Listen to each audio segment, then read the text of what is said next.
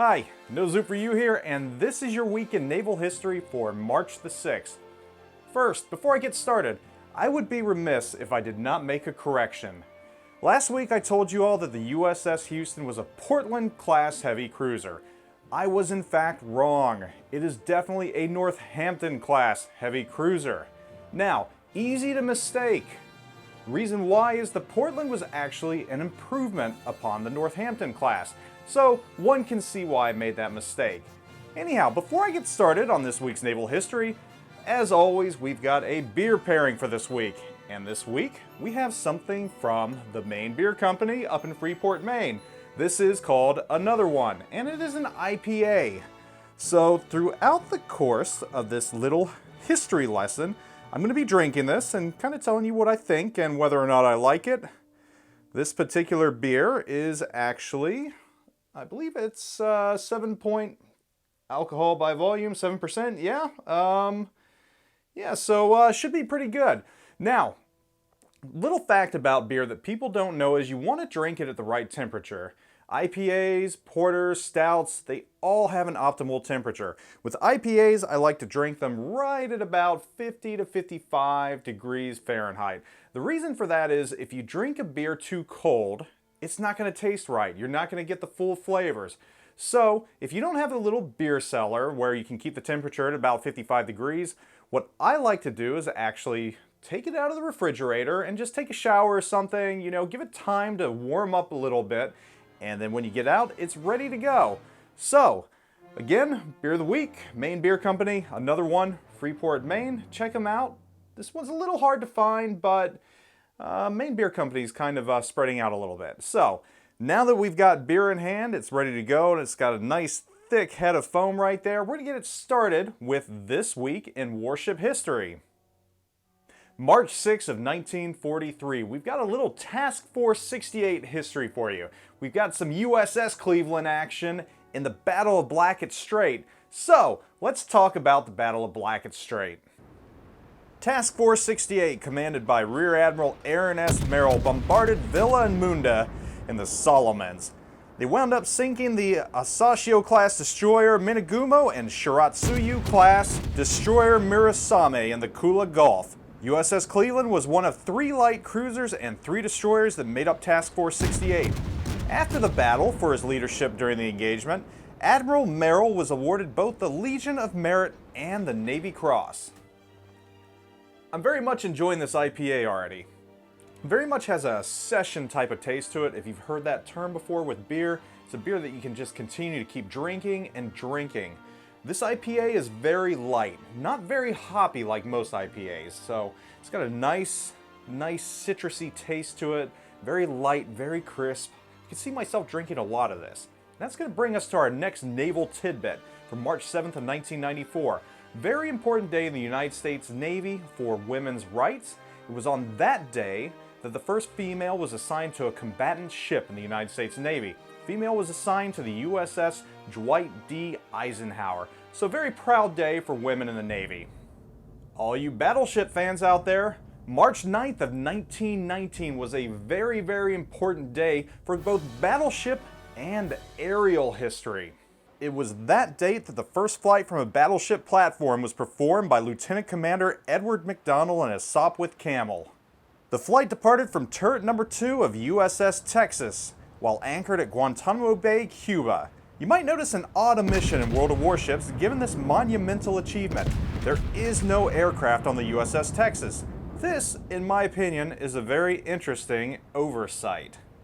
I don't know, maybe it has something to do with the mechanics of the game and they just couldn't get it working on turret number 2.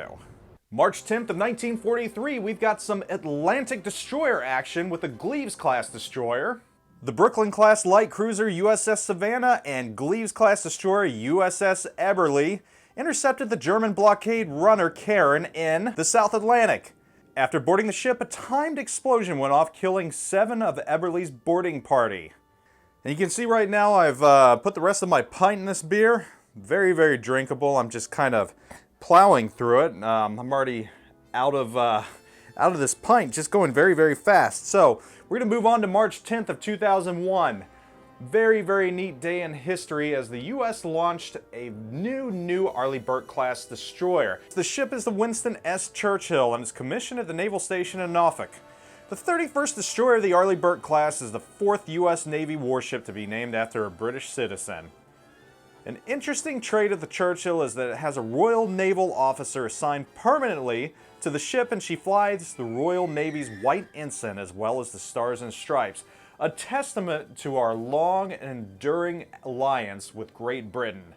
It only took us beating them twice for them to get that we needed to be friends rather than enemies. March 12th of 1943, Operation Torch kicks off. The Benson-class destroyer USS Champlain sinks German submarine U-130, which had previously sunk 25 Allied vessels, including 3 U.S. Navy ships. Those 3 U.S. Navy ships were the USS Tasker H. Bliss, Edward Rutledge, and Hugh L. Scott. All 3 were troop transports anchored in Morocco.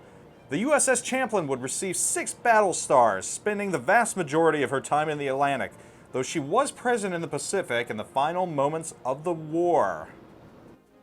That concludes your week in warship history for March 6th. Now, some of these battles and some of these little historical events I just kind of glossed over. I didn't go too deep into. The reason for that is some of these would take a lot of time to get into.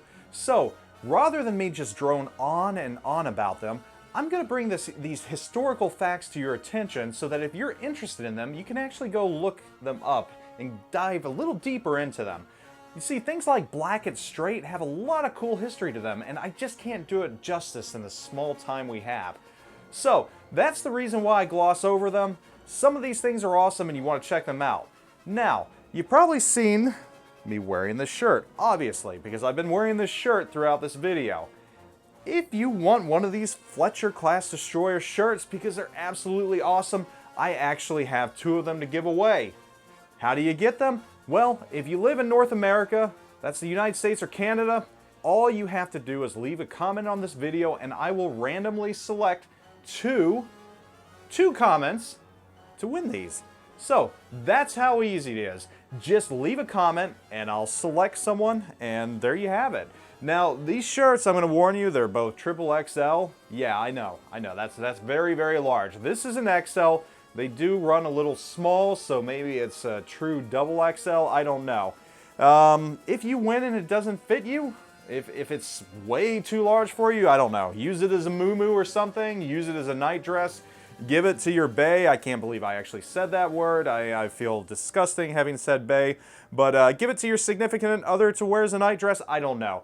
Anyhow, these shirts are really cool though. I mean, it's a Fletcher-class destroyer. So, and I'm giving it away for free. So I've got 2 of these. Leave a comment. Tell me what you think about the history. Why these battles and these moments are important to you. I'm interested to know. Are you an expert on the Battle of Blackett Strait? Give us some historical aspects that I missed in this. Bring up some cool facts. I'm interested to see them. Anyhow, this is the rest of my beer right here, which was really good.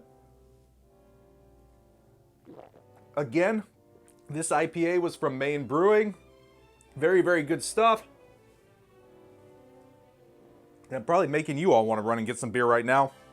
Pick up one of these cool shirts, leave a comment, and again, that is your week in warship history for March 6th. Thanks for watching. I am out.